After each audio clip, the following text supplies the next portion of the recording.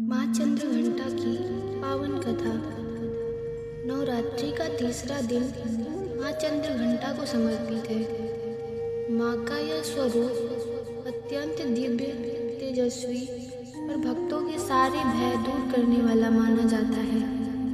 कहते हैं कि जो भी सच्चे मन से माँ चंद्रघंटा का व्रत और पूजा करता है, उसके जीवन से डर, दुख, बाधाएं और नकारात्मक शक्तियाँ दूर होने लगती है।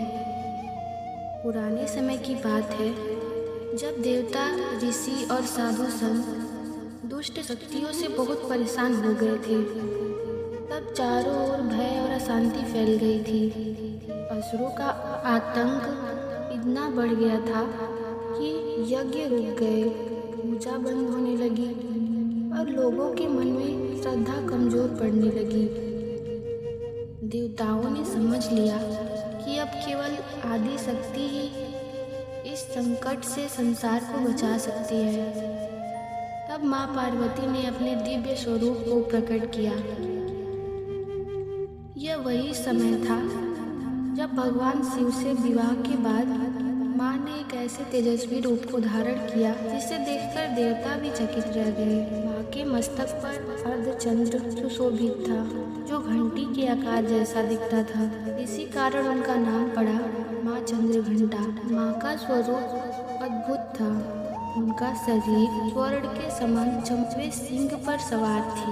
उनके 10 हाथों में विभिन्न अस्त्र शस्त्र थे, जो इस बात का संकेत थे कि माँ अपने भक्तों की रक्षा के लिए हर समय तैयार है। लेकिन उनके इस उग्र रूप के भीतर भी अपार करुणा, ममता और शांति समाई हुई थी। जो भक्त प्रेम से माँ को पुकारता, माँ तुरंत रक्षा करने के लिए दौड़ी चली आती। कहते हैं कि एक बार एक भयंकर असुर ने तीनों लोकों में आतंक मचा दिया।